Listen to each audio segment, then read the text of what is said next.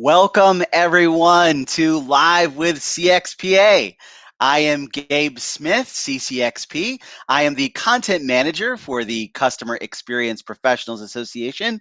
I'm so excited for our program and our guest today because we're going to be discussing a topic that I think is so critical for CX success and for CX professionals today, and that is building and sustaining a customer-centric culture. So if you are asking yourself, how do I cultivate a customer-centric culture in my organization? How do I engage the hearts and minds of those in different roles across my organization and drive that change? And then how do I sustain that change over time? You've come to the right place because we've got a special guest today, and that is Daniel Ord, CCXP. Daniel led a customer-centric culture transformation in a major telecoms company, doing over 60 workshops over a 2-year period. So we're so excited to hear from Daniel. But before I bring him in today, I always like to hear from you. Where are you joining us from today? Go ahead and let us know in the comments. Let us know where you are. Would love to hear from you and throughout the broadcast because this, what I love about Live with CXPA, we thrive on questions. We love taking your questions live, love answering your questions. That's how we all learn and grow. So would love to hear from you.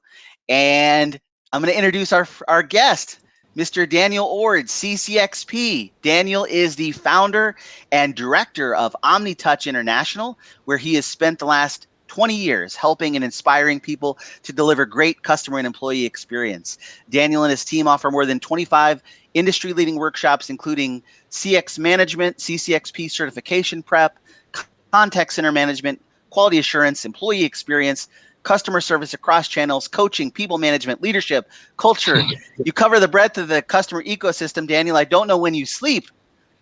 Well, that's what 20 years does for you, Gabe. So yeah, it didn't all happen straight away, but boy, it sounds impressive the way you read it. Thank you for that. Yeah, Daniel, so happy to have you with us. And I just want to take a second to call out some of the global engagement that we're having. We've got Tina joining us from Michigan.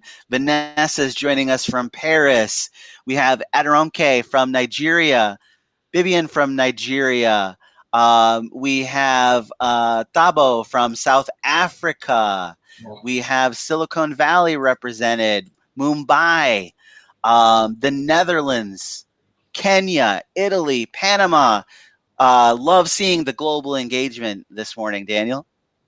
And I do as well. So welcome, everyone. We obviously appreciate that you're here. Yeah. So Daniel, I kind of gave a rundown of your career, but I'd love for you to dive a little bit deeper. Tell the viewers a little bit more about you and your career trajectory up until this point. Sure, Gabe, and I appreciate the question. As you know, my background is in finance. So my first job out of school, I was the head of accounting at the J. Paul Getty Museum in Malibu, which was quite an experience. I ended up becoming VP of Finance for a big call center operation based in Los Angeles and really enjoyed that, but still in finance. And essentially what happened is the VP of Operations who had set up the center and was running it, she resigned and took another position. So about 2 hours later, the CEO called me and said, Dan, would you like the VP of Operations job? So I literally moved from VP of Finance to VP of Operations with zero operations experience. But as I look back, I think that they felt comfortable with me because I knew the numbers. And I know numbers is always a big topic. It's not our topic for today, but I knew cost per order. I knew profit and loss. I knew all that kind of stuff. I have a feeling that they figured that I would figure out the people stuff and the customer stuff later on. So that was really an amazing entry into the world of customers. And so for 10 years, I worked running large call centers in the US and also in Asia. In '98, I moved to Singapore, where I lived for 20 years, did some consulting. Asia was definitely booming in the contact center industry.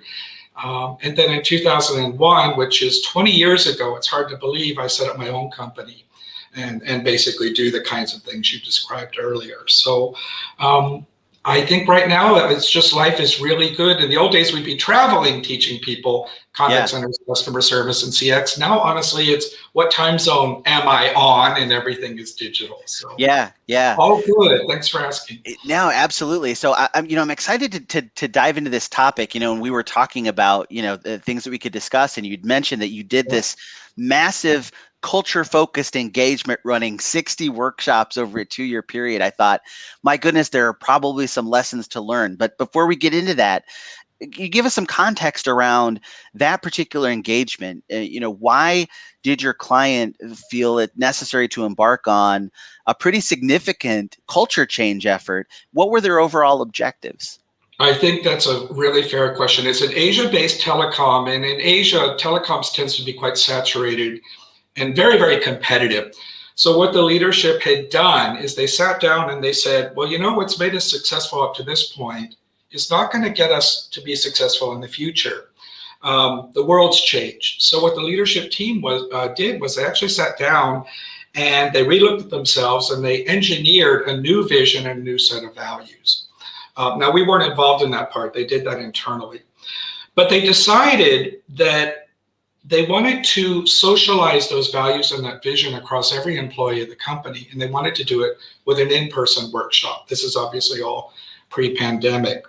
And they had a couple other points. One was they wanted to choose someone from outside the company because they said, if we're going to be talking about what's happening in the world of customers, we want to hear stories from other companies, from the public sector, the private sector, other countries, and other regions. So I thought that was really, really interesting that they wanted to go to the outside world. And Gabe, I think there are already 3 lessons here. If we're tabulating lessons for a talk like this, and maybe because I'm a trainer, I always end up doing that, which is probably annoying. But the first lesson I'll say that I picked up from them, and they're amazing, is they decided to go through a culture transformation when things were still good. At no point in the process did they go to their people and say, things are bad, we're doing badly, you're bad. It wasn't that, it's things are good and we want them to continue to be good. So I think that was the first lesson. I think the second lesson was they were willing to integrate external and internal voices. Obviously, they had other initiatives going on internally, run by their own company people. But bringing in someone externally to run these workshops, not everybody is open to that. So I found them remarkably open to that. And I think the third lesson for this section for me was, it sounds a little bit like what's happening in the US with the politics, but go big. They went big. They said, we're not going to scrimp on this. At no point in the conversation did they say, oh, do we only put 20 people in the workshop? Can't we cram 100? Or, oh, 8 hours is a long time. Can't we make it 4? Those conversations never happened. The questions were always, what can we do to make this day with these people as impactful as possible? So I have to admit, it was a beautiful situation for a person like me. Yeah, so I love that they had these values, this vision that they wanted to impart, and that there was no fear to make the necessary investments needed to drive the culture that needed to happen. So, what was your thought process? How did you design, these workshops? Because cross company, different roles, a lot of moving pieces. How did you design your workshops to try to achieve this customer centric vision? It's a fair question. I think the first thing we decided as a group, and keeping in mind this was a very collaborative process with the client, was we wanted every employee to have a chance to have a voice. So the first way we handled that was by ensuring we never had more than 30 people in a workshop. The average size was 20 to 30 people, which is why there were 60 plus workshops and it took so long to do. And we came up with 2 versions, Gabe. We came up with one version for the frontline employees. And as most people in this conversation know, frontline employees are those people that tend to come in contact with customers. So the retail shop people, the call center people, the social media people. There was one workshop designed just for them, and those were the folks that were invited to what we call frontline sessions. Then there was a second workshop that was designed for obviously the backline people. So we had marketing people, we had engineers, we had IT people, we had lawyers, we had procurement people, and so on. The content of the 2 workshops was 80% the same. It's not that the 2 workshops were remarkably different, but it turned out this segmentation really worked for us. We were able to pick up quite a few things by segmenting this way. And I've got 3. Again, don't ask me why 3. Maybe it's a magic number, but I thought it might help people to hear. The first was, this being a telecoms, they had a big customer service function. And like any big company with a big customer service function, people were distributed across multiple touch points and in different geographical areas. So simply by bringing these people together under one roof, there was a tremendous amount of bonding that happened amongst the customer service team. So the social media people could talk to the retail shop people. The retail shop people could talk to the call center people. That was quite remarkable to see the bonding. The second thing is they actually solved quite a lot of problems. Now, that wasn't the purpose of the workshop to solve problems, but they actually used some of the time to solve problems. So that was one learning from separating the workshops. Another point that came up in the discussion was, well, if we don't put frontline people in with the backline people, how will we get the backline people to have empathy for what the customer service people go through? But that actually worked out really well. What we did is we curated some digital calls from the call center, as you should, and we curated some transcripts from the email team, and we actually played some of these calls. Now, we played them for the frontline, but they were already quite used to them. But when we played them for the backline, I have to tell you, there was some remarkable eye-opening. Really? Is that what a real customer sounds like? So as great as this company is and as forward-thinking as they are, you still are going to have marketing people, lawyers, procurement people, engineers, IT people that have never actually heard a customer speak. So that was powerful. And one more thing, Gabe, and then I'll be quiet here, is we're going to talk in this particular session about barriers. One of the things we did was ask people what was going to hold you back from delivering on culture. And we found that analyzing the barriers from the frontline folks across all of them, hundreds and hundreds of people, and then analyzing the barriers across the backline folks, hundreds and hundreds of people, we were able to really dig into what was going to hold people back. So that segmentation, I won't say it's an issue of right or wrong. There are pros and cons to segmenting a group like that. But I think overall, breaking it into the front line versus the back line really paid off for us. It really worked. That's cool. And I want to ask the audience too, because I know that people who are listening in are struggling through their own culture change initiative. They're either trying to get the investment and the buy-in that you thankfully were able to sort of start with, or they're in the midst of it and they're trying to figure out, how to build this, how to sustain it. So talk about starting, getting this thing off the ground. Any lessons that you learned early on that you want to share with the viewers? Well, in terms of getting it off the ground at this organization, I will say it was fortunate that this organization was always customer service oriented. I think they realized, like a lot of organizations do, I'm not picking out anything we all don't know, that customer service is truly a department within the organization. So while we're quite proud of our stellar customer service, we're not going to get that far if we don't begin to address all the other departments and so forth. So I will say they already at a leadership level had a strong sense of, we don't want to rest too much on just our customer service laurels. We're going to have to take, for this group, more of a customer experience ecosystem approach. Looking at this. So honestly, I don't think they had that much difficulty in putting this together and getting it approved. I think they saw the power in it. And obviously over 2 years, we can talk about some of the impacts further on, but they saw the impacts of what was happening. So it was kind of a self-fulfilling prophecy, because after 4 or 5 sessions ran and the feedback was so outstanding, it was much easier. The word started to spread, which is, oh, you're going to love this session. You have to go to this session. Oh, it's going to be an eye-opener. Your mind's going to be blown. So you get a bit of internal PR, which that's fantastic. That positive word of mouth. I was fascinated because you mentioned that your folks that you were training had these discovery moments where they started facilitating dialogue amongst themselves. Was that something that you had planned for and baked in time for that, into the training curriculum, or is that sort of like an aha that you recognized that was happening, allowed for it, and then built time in later on for that? Gabe, first off, you might want to consider a professional career in this, because you are really good. I don't know how you just read my mind on this stuff. Okay, so here we go. I think when you go into something like cultural transformation, you have to go in with a great deal of practicality and pragmatism. I worry sometimes people get a little bit too slogan oriented and lose the practicality. And there's a phrase I've always liked. I can't take credit for it, but here's how we approach the thinking. Organizations don't change, people do. Organizations don't change, people do. I actually said this in the session. So the point being here that we had to speak to individuals, not just to groups of people. So I'm going to put aside the word training because we really didn't see this as a training session. It was really facilitation. That's why I liked your question. I only owned the first half hour of the day. So maybe after doing the introduction, so we had a little icebreaker and all that, I owned half an hour, meaning I had the stage, I had the soapbox. And here's what I did.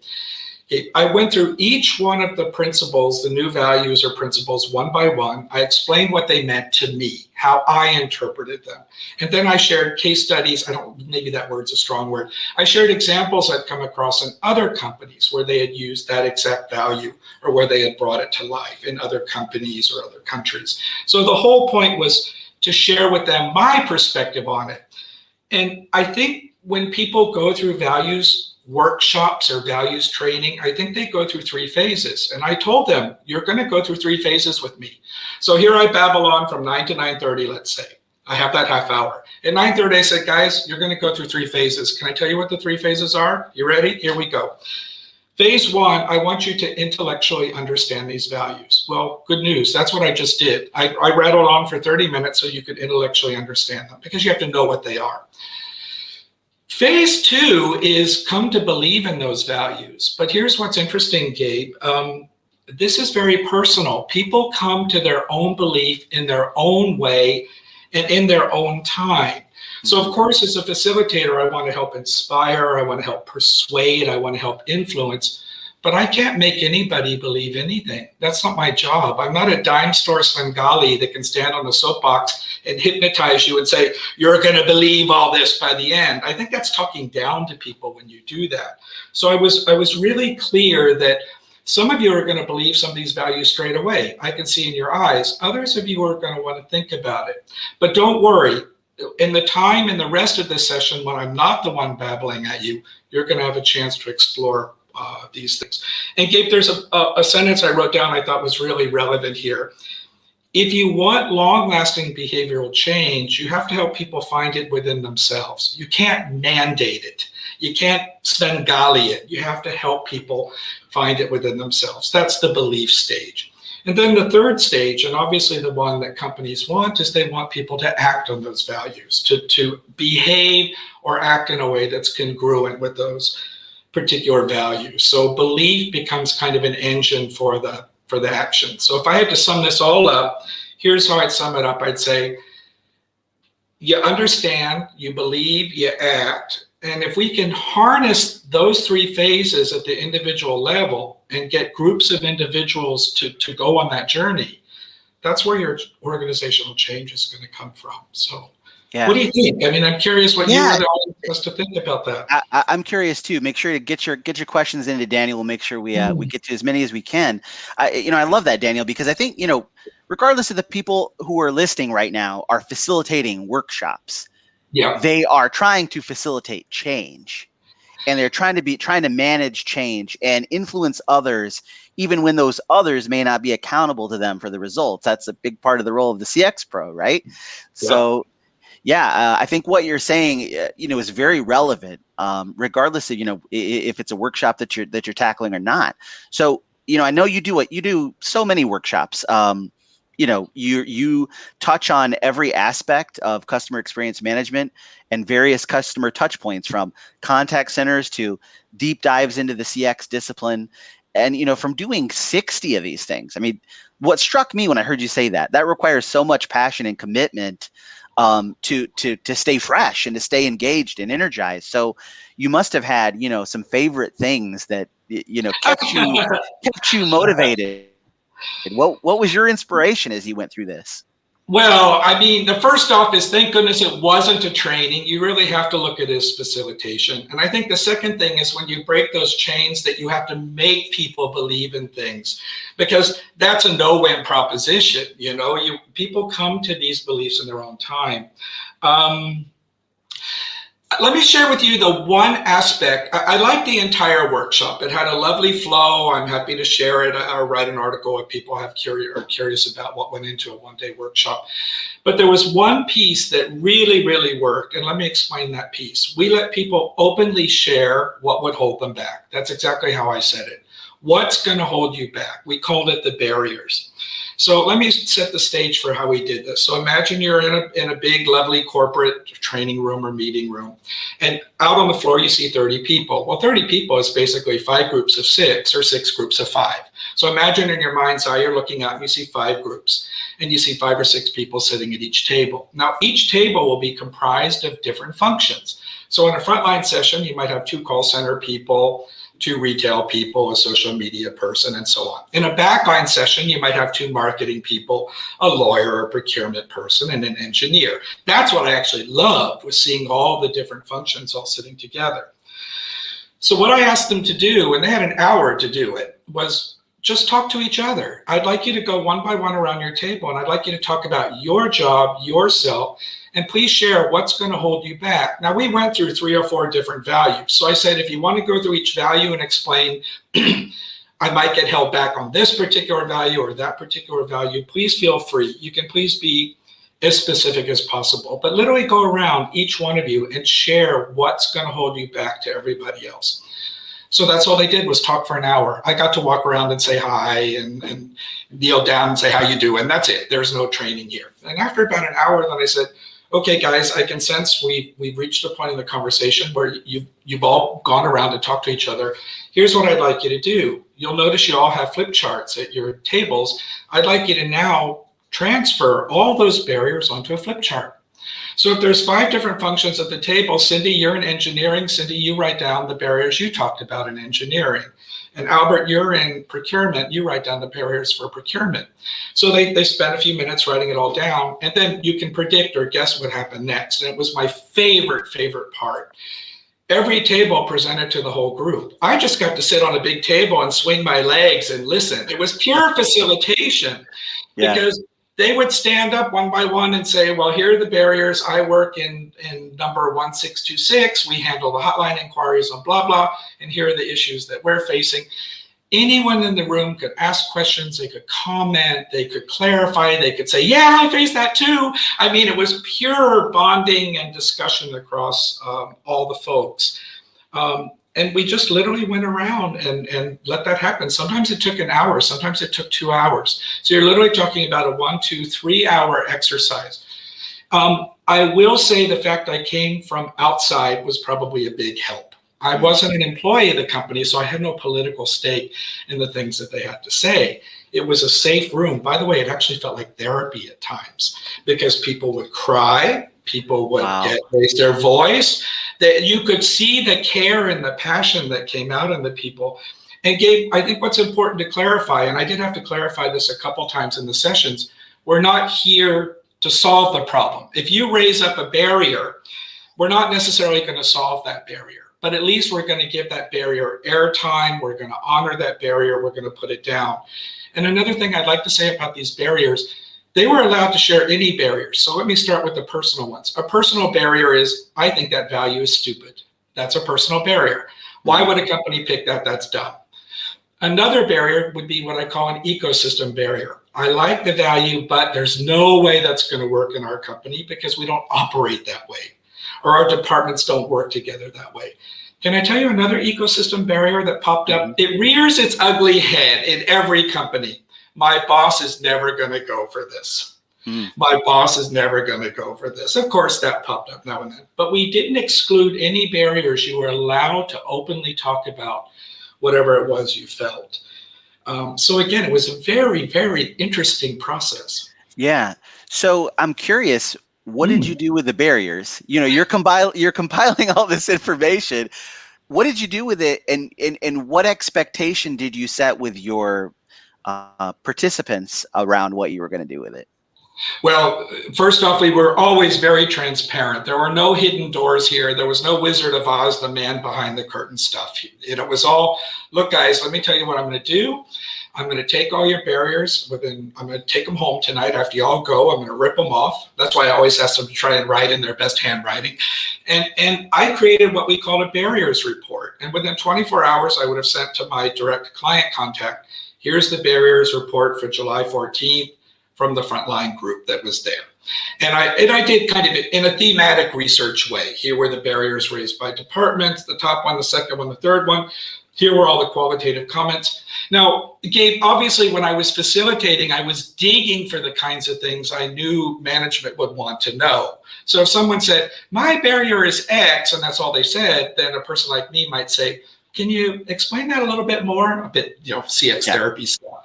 And then I got enough information and I would send the barriers report. And then to close out that thought, every 4 months or so, I got invited into the client, to the senior management team, and I would formally present the barriers from the front line, but I would aggregate all the frontline sessions we had done at that point. So whether that was 15, whether that was 35, whether that was 42, we literally had a master list of all the barriers from the front line, a master list similarly to all the backline, and we would present and go through the frontline ones. And I bet you can imagine the senior management team.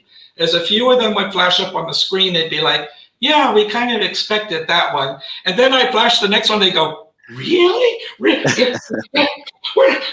I was like, but this is, so I think what was so interesting is that opportunity, and that's what I told the folks in the session is, whether you like it or not, I'm going to be your spokesperson. I'm like your UN leader. Remember in high school, they have the UN leader or whatever? Yeah. Cover everything and take it in and represent you.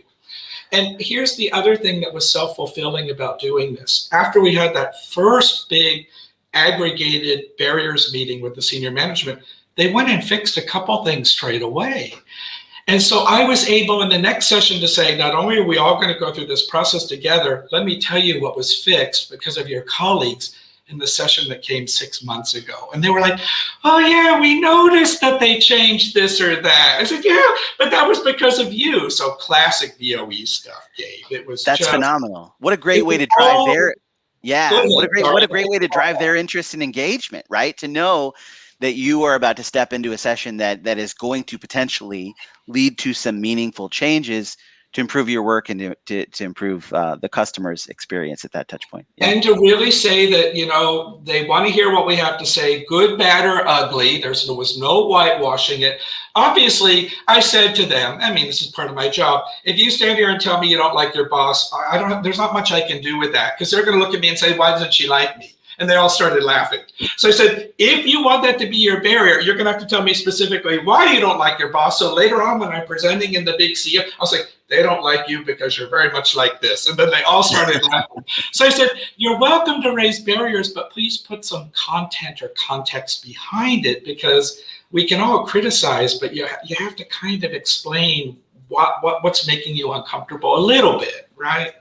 Yeah, that's so fantastic, and I imagine so gratifying that over that 2-year period, you're probably seeing the barriers change, and that has to be so cool.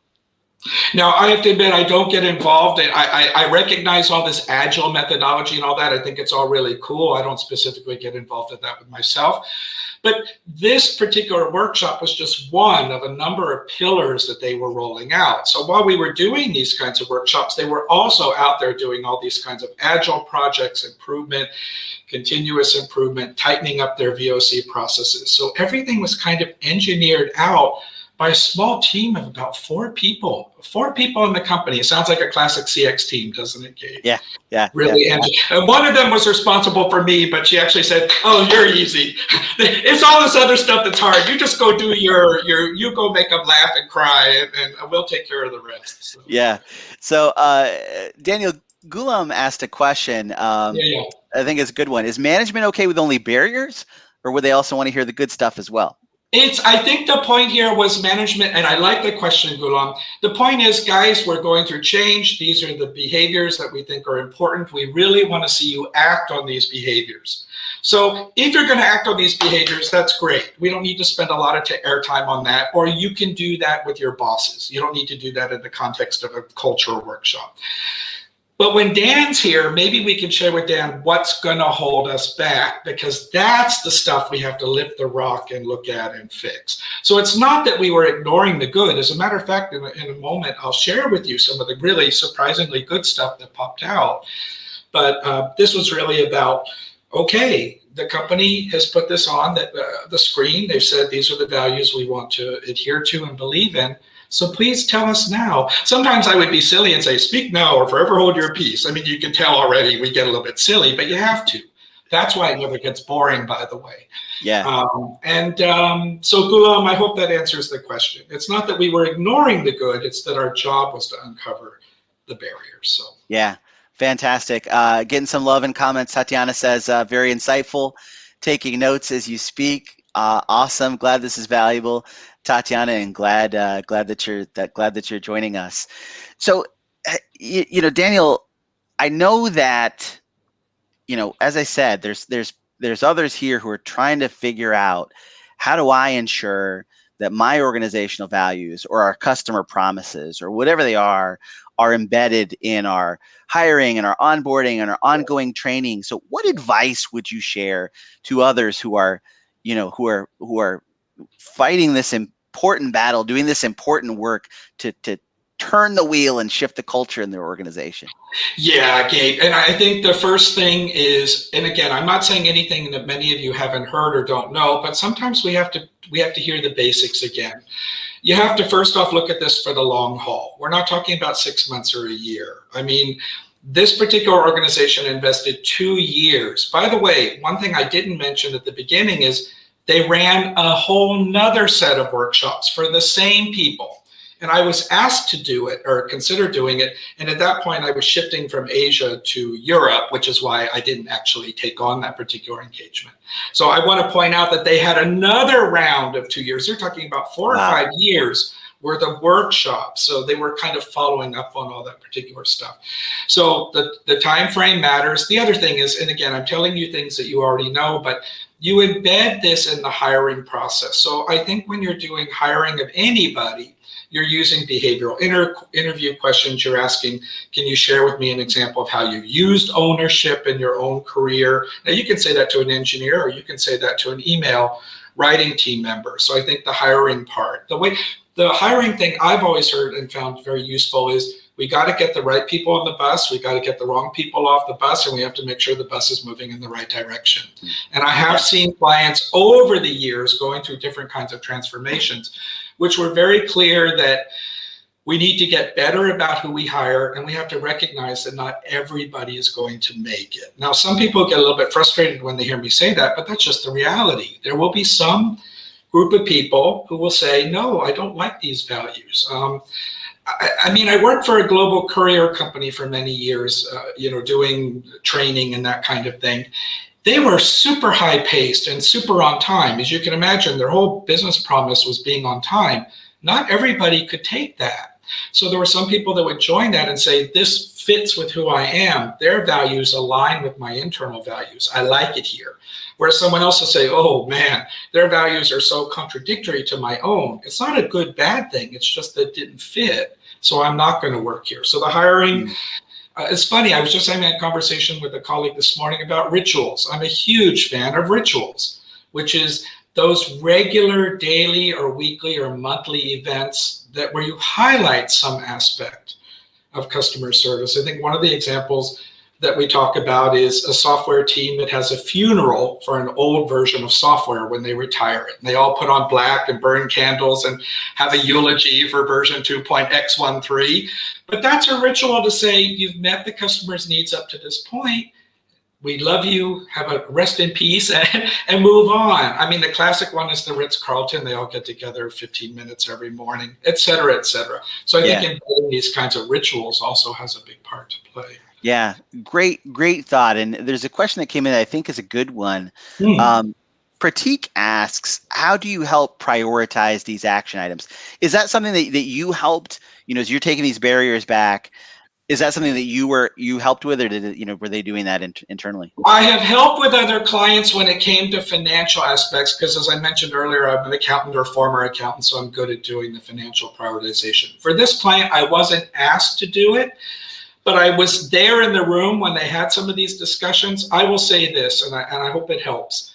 The first thing is, please pick the low-hanging fruit straight away. So they teach you, if you're doing an employee survey and employees say, well, we need you to re-engineer this and re-engineer that. Oh, and by the way, we all hate lima beans in the cafeteria, so can you get rid of lima beans? For heaven's sakes, go get rid of the lima beans, because sometimes people just need to see some kind of action happening. So go first for those low-hanging fruit, and then be really transparent with people about what's on the table, what's going to take a bit more time, what's going to take a bit less time. I come from the contact center industry, and here's something I would say to the frontline team members. I'd say, guys, we're getting tons of calls. They're pouring in. I know you're all dying. I can see it. Some of you haven't had a haircut in 20 years or 20 days or whatever, blah, blah, blah, blah. But look, my job as your boss in this case is to let you know there's light at the end of the tunnel. I think people can put up with an awful lot and go through an awful lot if they see light at the end of the tunnel. I think, and again, I'm taking this a lot from my experience in customer service and contact centers. I think when you start not to see light at the end of the tunnel, when you turn to your colleagues and say, is anything ever going to change here? Are they ever going to bring in more staff? Are we always going to be buried in calls? Is our equipment always going to be failing all the time? That's when people turn to each other and say, you know, it's just not worth it. It's time to go. So I do think this light at the end of the tunnel thing matters. Low-hanging fruit, light at the end of the tunnel, be as transparent with people as you can. But I think that selection of exactly which items, that's going to be very dependent on the kind of business you are, the kind of resources you have, where you're going. But I will say this, and I'll close out the thought with this, Gabe. If you have selected these 3 things to be your values, or these 4 things to be your values, and you're telling everyone else these are important for you to behave in, then I, as the CEO and senior leadership team, also have to prove that I take them seriously too. So I think that's the key, is to show that you take it as seriously as you're asking other people to take it seriously. So absolutely, totally agree with you on that. Ghulam asked another great question I want to bring in, because talking about barriers, are there barriers that the participants themselves can address, or is everything up to management only? So to what extent is there sort of this empowerment to drive Well, it's a change? really good question, Ghulam, and let me give you a very specific example. Here's a barrier that actually came up with the frontline people. They said, Dan, you know, this may sound funny, but you want us to show all these cool things. But God, customers are so nasty these days. I've been doing customer service for 10 years, and we talked about this in the session. Customers today are much more demanding. Now, I'm being polite. We didn't always use the word demanding. But for our CXPA webinar, I'm pulling out the polite language here. And so here, it wasn't really so much what can management do to make customers less nasty. Really, the discussion ended up being, how can we look in the mirror and deal with these things a little bit better? In the beginning of the session, I said that the frontline workshop and the backline workshop were 80% the same. Can I tell you what the 20% difference was? In the frontline workshop, we put in some customer service skills, but we put in some pretty advanced skills around empathy and dealing with difficult customers. So in this case, the management had already identified the solution and said, Dan, we know this is going to come up. Why don't we spend an hour or an hour and a half on some advanced customer service? And that was super, super popular. So Ghulam, you're right to say not every barrier had to do with management fixing it. Sometimes it was as simple as, why don't you get up out of your desk and go visit the girl in the other department or the guy in the other department and talk to them? Can I give you one more barrier that popped up that they saw? Absolutely. After the session, and it was across every group, honestly, it wasn't just one group, we don't want to use email anymore. Now that we've met each other, and we know that we're not monsters and we like each other and we all work for the same company, instead of this constant emailing, why don't I just pick up the phone and call Tony over in IT? Why don't I just pick up the phone and call Roberta over in finance? So they actually, as a group, said, we're sick of email, but instead of blaming our bosses for email, we ourselves are going to change our own email behaviors. I said, oh, wouldn't that be great? So anyway, I thought that was an interesting point. That's really great, Daniel. We're getting so many great questions that are coming in right now. Oh dear. Okay. So many questions. This is such a great discussion. Patty asked, what measures and metrics go in place to measure success for you? There are many that could be used, and I was wondering what you prioritized, in context of this engagement. Sure, sure. Obviously, there was a post-workshop evaluation that was done immediately. So that was tabulated within an hour, the scores, the feedback, and all there. So that would be the first. I think that's Kirkpatrick level 1, the reaction phase of training, if I can remember forgive me, yeah.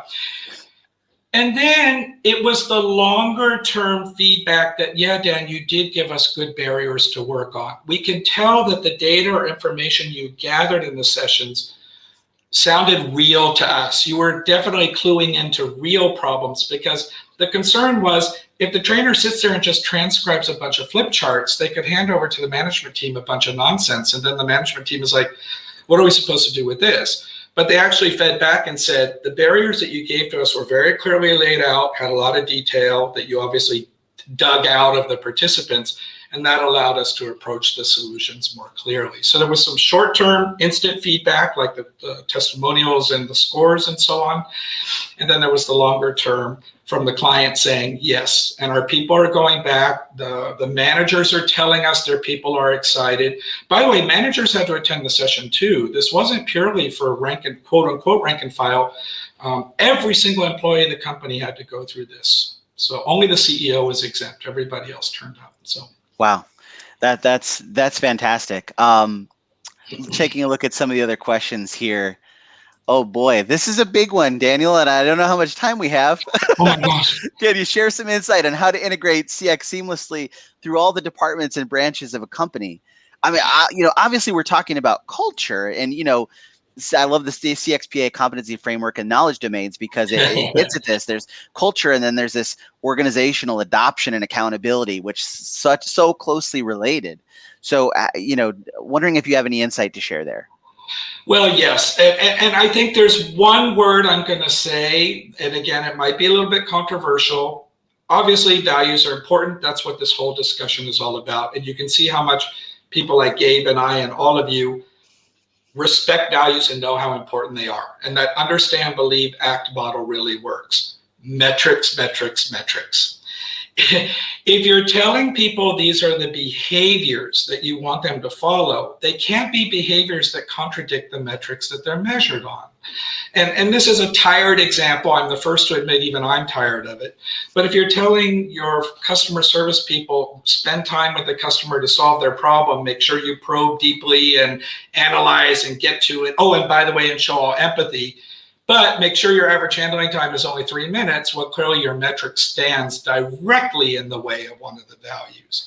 So I will say not a lot of the barriers, but there were a few barriers that came up that were, Dan, the values make a lot of sense. The way you present them makes a lot of sense, but my metrics don't support that. So I totally think looking at the metrics that you're measured on within your department or within your function. So for example, their engineering department shared with us some of their metrics. But the metrics they had in their engineering department, some of them didn't really work in this new values construct. Now that's not a fatal flaw. I think this is part of an evolution. This is part of going back and saying, I've learned that these are the 3 or 4 values I'm supposed to bring to life. Maybe we need to relook at our average handling time, or maybe we need to look at our turnaround time. There was even discussion across all groups that maybe they could implement some internal service level agreements with each other. So when would engineering get back to a customer service person? When would marketing get back to a product development person, and so on? So they were actually talking about how could they work better together.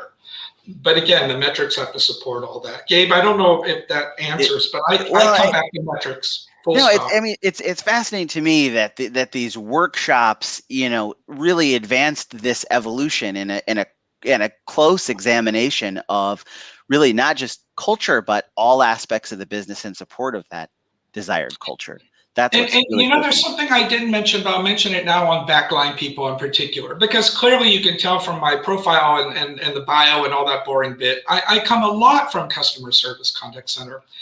But something you learn about Backline people is they have tremendous pride in what they do. And there's actually cultural research that seems to show that a quote unquote Backline person, let's say an accountant, has more attachment to their profession than they do to their company. Now, as a former accountant, that resonates with me. I'm more proud of being an engineer than I am working for ABC. I'm more proud of being a lawyer than I am working for ABC company. So I think what we had to learn to do with the Backline people was honor that pride in their profession. You don't sit there and say, you guys don't support customer service enough. That's going to backfire. We had to somehow overlay the values on top of that Backline pride. I don't know how else to put it, but it was very interesting to work with group after group after group of what I call professionals, because obviously to be an IT person, a lawyer, a marketing person, a regulatory professional, that requires a certain background or certain years of experience. So that was, I think that's the question. Yeah. That's a really fascinating insight, Daniel. I've not heard that before, but I think that's a potential aha and instrumental for those trying to drive change, is, appealing to that sense of professional pride, or trying to uncover, what that lever is. Yeah, Very cool. that's the word. That's the word, Gabe. The lever. Which levers do we kind of pull? That's exactly the same analogy I use. So. Yeah, absolutely. Jerry asked a really great question here. Were there any discussions that were off limits or out of scope, and how did It's you a set really any good ground question, rules? Jerry. We didn't set boundaries. I will say there were probably 2 times. If I said 0, I'm obviously not telling the truth. There were 2 times where one of the participants wouldn't let go of how terrible their boss was. They really seemed to either be having a really bad day. Again, you never know what's going on fully in someone's life. So I do remember taking her to the side and basically saying, I think you're having a really bad day. And I'm yeah, because really, and so I said to her, look, you're welcome to stay. At the same time, we have a certain set of objectives. Would you like to reschedule yourself for a future session? Because that was the beauty of having this lengthy calendar. And she actually checked herself out. Now, it could have been her child was ill. It could have been, we all know things happen in our lives. Maybe she didn't have breakfast. If I don't have breakfast, I'm a dinosaur, forget it. So that was one. And the 2 times or 3 times it happened, it was always about the boss. My boss is never going to get it. And it would be like this. You all know my boss, don't you? I mean, they were trying to pull the negative spotlight. So I admit that's where facilitation comes in. It's like, that's not going to take us very far. Yeah. Dan, one other question that I have, and been thinking about this one, we know culture is so important, and there are so many new and ongoing business pressures that CX professionals face. How can we keep that culture and accountability arrow pointing up when, we're, the point of this discussion today was, we're not talking ROI specifically, but that's something that's so critical to all of us is, what is the ROI? How can I tie, my CX metrics to my business KPIs? So in this discussion about culture, I think it can be seen as a kind of a squishy thing. Yeah. So how can we keep the culture arrow going up? Okay, I think that's a great question. Here we go. I'm gonna move away from these workshops and talk about doing some judging for some CX Leader of the Year awards and share that. I think that is the answer here. I saw quite a few awards entries from CX Leader of the Year entries. Doesn't matter who was running the awards, that's irrelevant. And basically they said, we went around and we identified that these 3 behaviors or these 3 values were the ones that had the most impact on the customer. So obviously we selected those as our values. But we did more than that. We made them part of our metrics. So if we felt that showing respect was an important value, our survey asked the question, by the way, I'm not writing survey questions here, so don't I'm not wordsmithing here, but right. Did you feel respected by the person at the customer service department? If you felt being accurate was one of your most important values, or taking ownership of a problem was one of your most important values, that was actually included in the survey results. So when I saw entry after entry after entry, and this is the cream of the crop of CX leaders from all over the world, I was like, this is incredible, because they're not just coming up with culture as the squishy thing you're talking about with the pictures on the wall. They're now implementing it in their transactional and their relationship survey processes and actually putting numbers behind it. And I presume, without going too far down this path, that when they're doing their journey mapping and all that stuff, that's the lens they're using. They're looking, to me, all these values are lenses. So when I look at the journey, Where are we showing respect? Where are we showing ownership? Where are we showing accuracy? I think that's where the rubber meets the road. Because you're 100% right. You got to take those things off the wall and you actually got to put them into the practice. So I thought the VOC work and the journey mapping work, which is part of VOC, was a brilliant way to do it. That's fantastic. Daniel, this has been a fantastic discussion. Love all the questions and engagement that we've gotten in the comments. Thank you to all of you.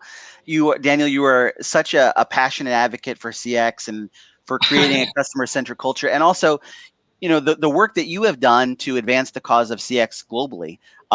Just wanted to make sure that folks know that you can learn more about Daniel and his work at his website, omnitouchinternational.com. And additionally, I don't think I mentioned that Daniel is a recognized training provider. CXPA recognized training provider, providing quality CX training along with several others. So if you are interested in learning more about our recognized trainers, check us out there at cxpa.org/recognized trainers. So we also hope that you're going to join us back here next week, where we're going to welcome Bruno Guimarães, the leader of CXPA's Brazil network. He's going to talk about the growth of CX discipline in that country. So Daniel, thank you. It's been a pleasure having you on live with CXPA. Thank you very much. Is it over already? No, I'm just kidding. Thank you very much. Yeah, absolutely. I'm sure there'll be more questions that are coming into the comments that maybe we can pick up after. But until then, to everybody who tuned in, hope you stay safe and have a great week. Thanks, everybody. Bye, everyone. Bye.